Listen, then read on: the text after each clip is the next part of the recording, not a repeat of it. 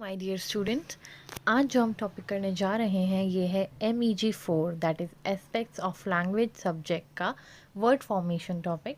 ये exam point of view से बहुत ही इंपॉर्टेंट टॉपिक है। अगर आप लास्ट 10 ईयर्स उठा के देखें तो ये क्वेश्चन आपको कई जगह शॉर्ट नोट्स में या फिर कंप्लीट क्वेश्चन मिल जाएगी। तो आज हम वर्ड फॉर्मेशन और इसके सारे पार्ट्स डिस्कस करने वाले हैं। तो लेट्स स्टार्ट।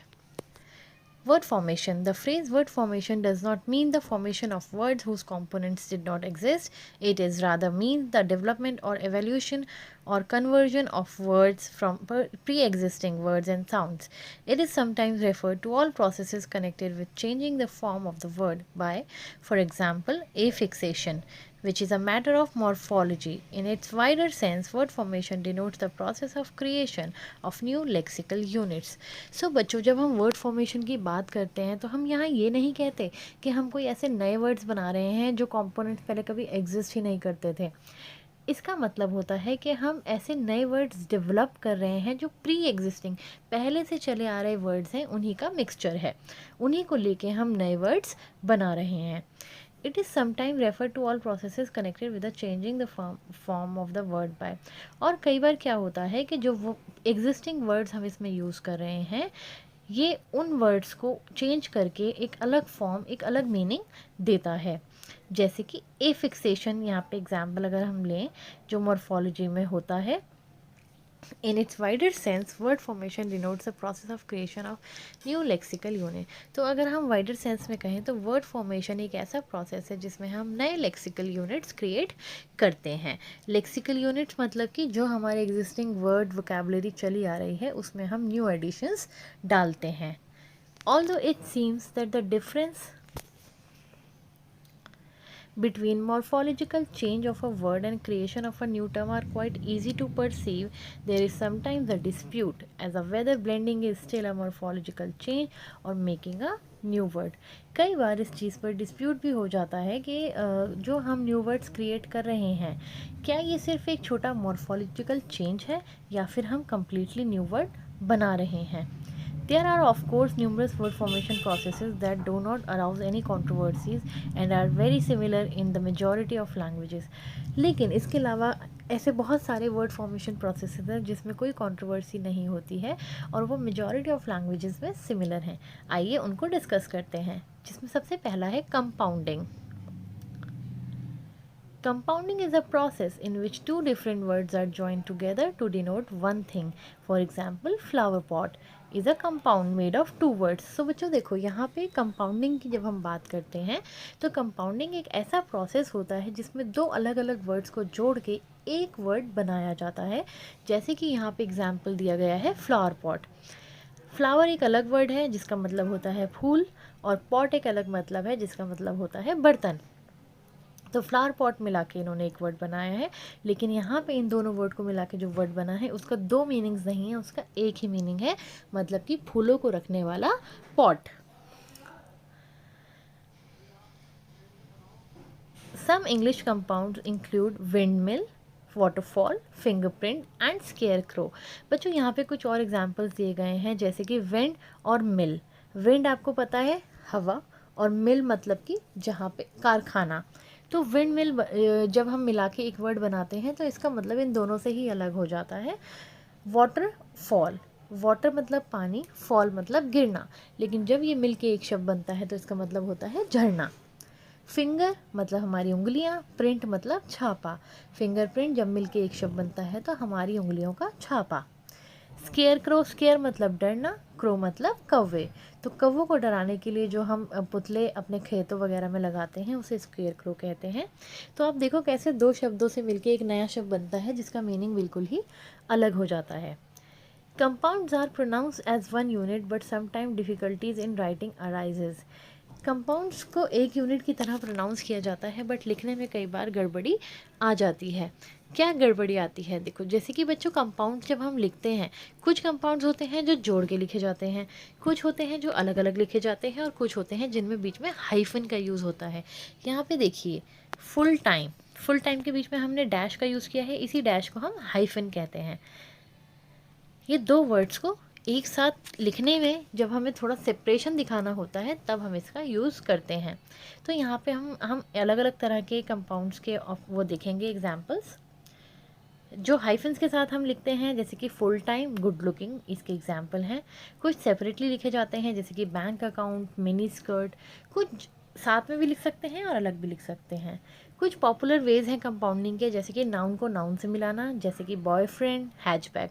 बॉय भी अलग नाउन है, फ्रेंड भी अलग नाउन है, हैच भी अलग नाउन है, बैग भी अलग नाउन है। अगर हम वर्ब और नाउन को मिलाते हैं जैसे कि कट थ्रोट, ब्रेकफास्ट, तो इसमें जो फर्स्ट वर्ड है वो वर्ब है और सेकंड वर्ड जो है वो नाउन है। अगर हम पहला वर्ड नाउन लें और वर्ब सेकंड लें तो फिर सनशाइन, बर्थ कंट्रोल हमारे एग्जाम्पल्स हो जाते हैं। अगर हम एडजेक्टिव और नाउन को मिलाते हैं तो जैसे कि सॉफ्टवेयर, फास्ट फूड। एडजेक्टिव और नाउन को के और एग्जांपल्स हैं ब्लैकबेरी, हॉट हाउस। वर्ब और एडवर्ब जैसे कि अप शॉर्ट, ओवरहेड, ये सारे हमारे कंपाउंडिंग के ही एग्जांपल्स में आता है। इसके बाद हमारा सेकंड है डेरिवेशन। डेरिवेशन जो है बच्चों, ये सबसे कॉमन वर्ड फॉर्मेशन प्रोसेस है इंग्लिश लैंग्वेज का, और ये बहुत ही इजी प्रोसेस है। अभी जब मैं आपको समझाऊंगी तो आपको समझ आएगा कि हम छोटी क्लासेस से इसको पढ़ते हुए आ रहे हैं।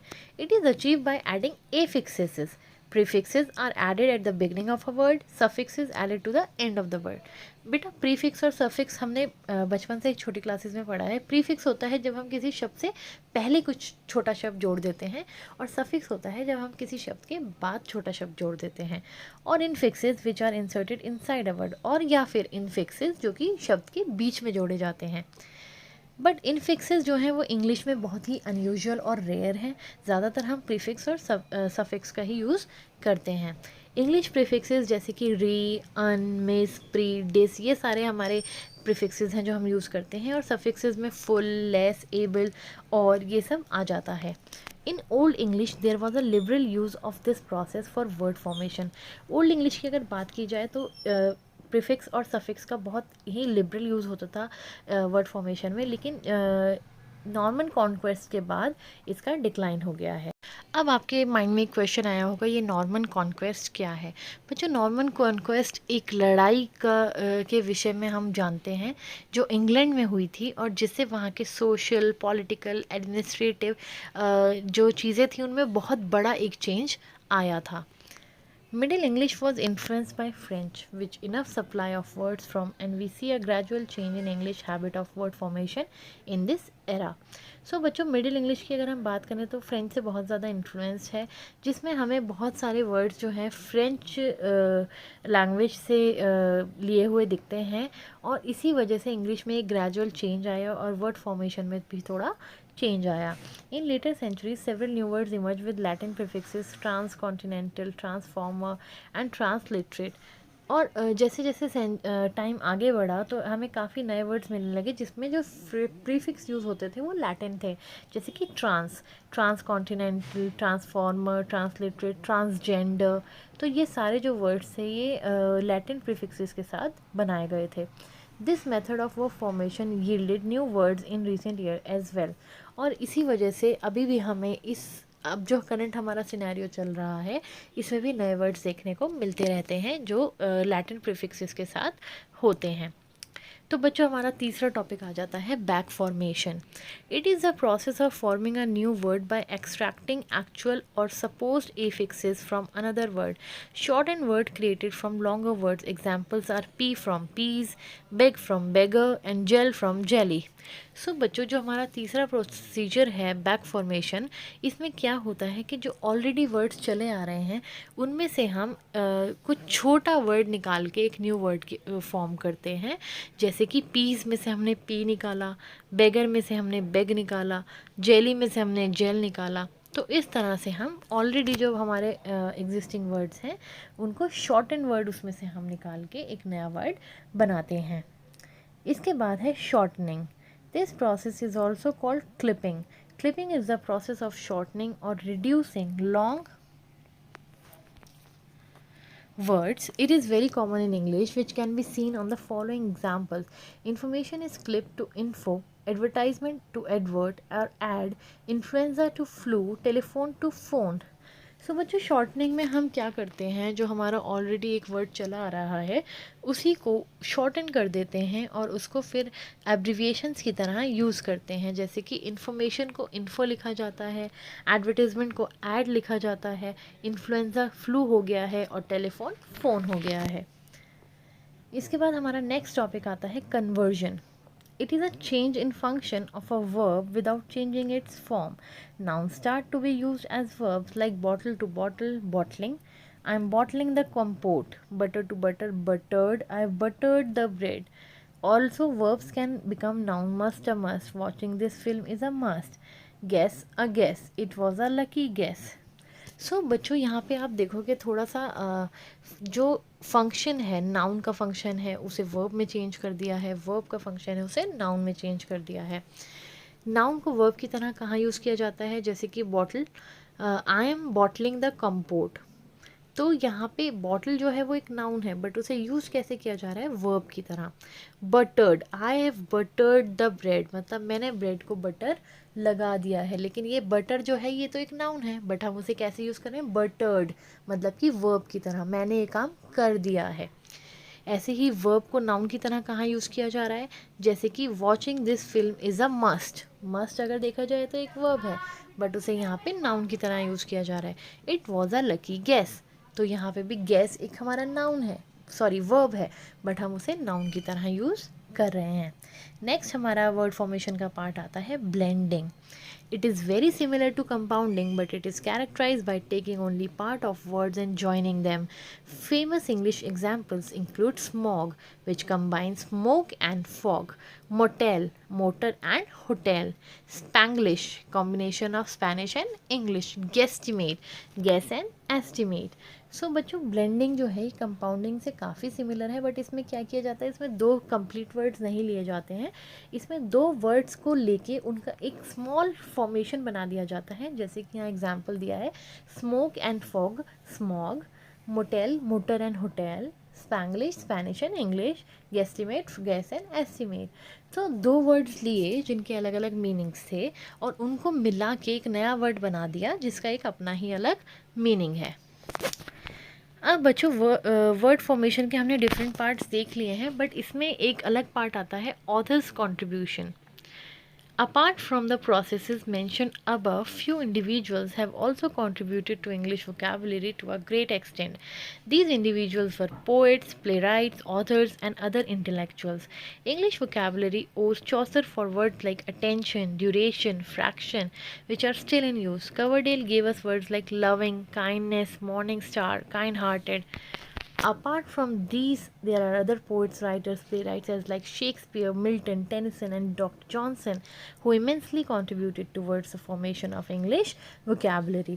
बच्चों ये जितने भी मैंने आपको अभी राइटर्स के नाम बताए हैं, इन्होंने भी अलग अलग वर्ड फॉर्म जो न्यू वर्ड्स हैं हमारी वोकेबलरी को दिए हैं। अगर हम चौसर की बात करें तो अटेंशन, ड्यूरेशन, फ्रैक्शन, ये ऐसे वर्ड्स हैं जो चौसर की तरफ से हमको मिले हैं, जो आज तक यूज़ किए जा रहे हैं। कवरडेल की अगर हम बात करें तो loving, kindness, morning star, kind hearted जैसे वर्ड्स हमें उनसे मिले हैं। इसके अलावा बहुत सारे पोइट्स हैं, जैसे शेक्सपियर हो गए, मिल्टन हो गए, टेनिसन हो गए, जिन्होंने अपनी जो राइटिंग्स हैं उनके थ्रू हमें नए वर्ड्स वोकेबलरी में इंट्रोड्यूस कराए हैं। बच्चों हमने ये जो आज की हमारी वीडियो है इसमें हमने वर्ड फॉर्मेशन के डिफरेंट पार्ट्स कवर किए हैं। हमने कंपाउंडिंग के बारे में पढ़ा है, हमने डेरिवेशन के बारे में पढ़ा है, हमने बैक फॉर्मेशन के बारे में पढ़ा है, हमने शॉर्टनिंग के बारे में पढ़ा है, हमने कन्वर्जन पढ़ा है, ब्लेंडिंग पढ़ा है और लास्ट में हमने ऑथर्स कंट्रीब्यूशन पढ़ा है। तो बच्चों ये जो क्वेश्चन है वर्ड फॉर्मेशन, ये आपको शॉर्ट नोट में भी आ सकता है। इनमें से कोई आपको एक या दो पार्ट पूछे जा सकते हैं कि कंपाउंडिंग और डेरिवेशन के बारे में बताइए या authors contribution in word formation बताइए, और या ये भी हो सकता है कि कंप्लीट क्वेश्चन आए कि आप एक्सप्लेन कीजिए वर्ड फॉर्मेशन क्या होता है और उसके डिफरेंट फॉर्म्स हमको बताइए। तो ये आप कंप्लीट वीडियो देखिए और आपको आई होप ये सारे टॉपिक्स अच्छे से समझ आए होंगे। अगर कोई कन्फ्यूजन होती है, कोई डाउट होता है, आप मुझसे कमेंट सेक्शन में पूछ सकते हैं।